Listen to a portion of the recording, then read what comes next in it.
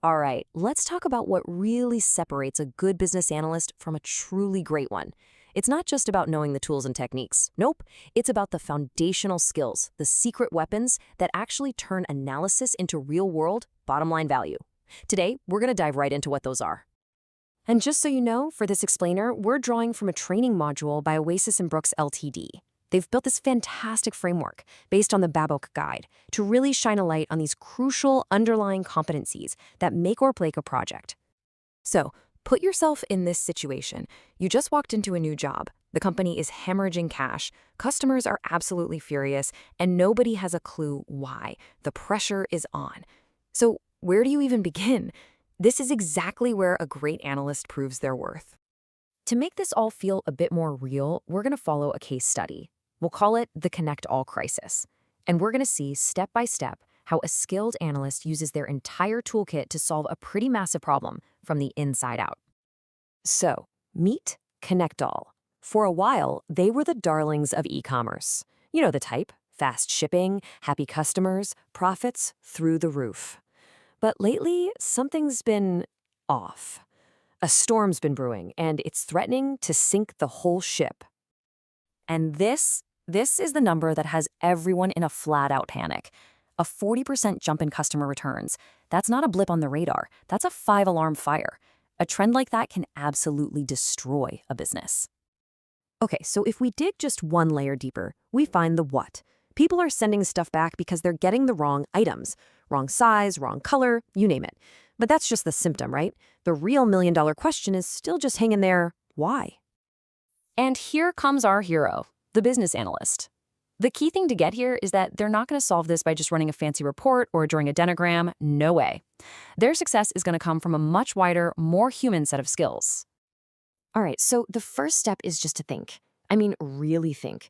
Before you can even dream of solving a problem, you have to understand it from every single angle. And that brings us to our first major competency, analytical thinking. So the BABOK guide pretty much calls this the bedrock of all business analysis.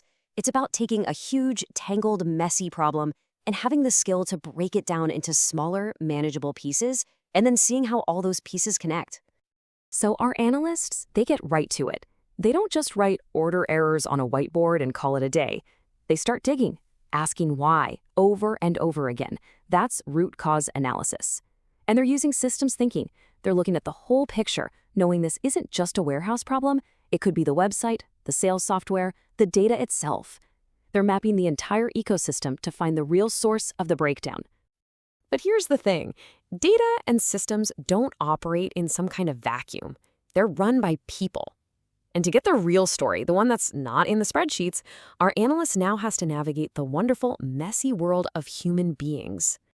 This is where the so-called soft skills become your absolute superpowers. I mean, analytical skills tell you what questions to ask, but these skills, this is how you get honest answers. Our analysts use their business knowledge to talk shop with everyone from IT to the warehouse floor. They build trust, so people feel safe saying what's really going on. And they use their communication skills to listen, to facilitate, and to guide everyone toward a solution, not just a blame game. And this slide just nails the challenge, doesn't it? Everybody has their own piece of the puzzle. The warehouse manager is saying, we're swamped, this new system is a mess. The IT developer is saying, hey, the code is perfect, it must be user error. And the customer service reps are just drowning in angry calls.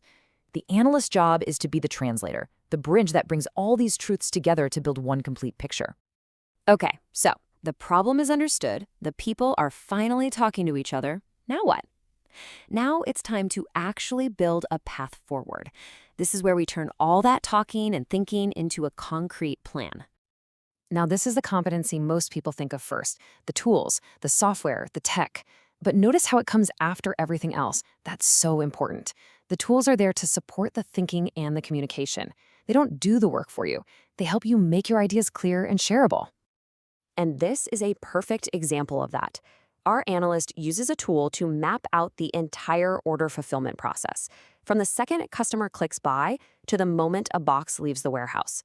Suddenly, this complex, invisible process becomes a visual map that everyone can see and point to.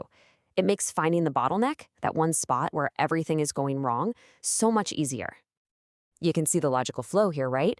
The model shows them the breakdown point. Let's say it's a super confusing screen in the packing software. So the analyst doesn't just write a 50-page report. No, they create a quick and dirty prototype, a simple mock-up of a better screen. And then, and this is key, they take it right back to the warehouse staff and ask, hey, would this actually work for you? That's analysis in action.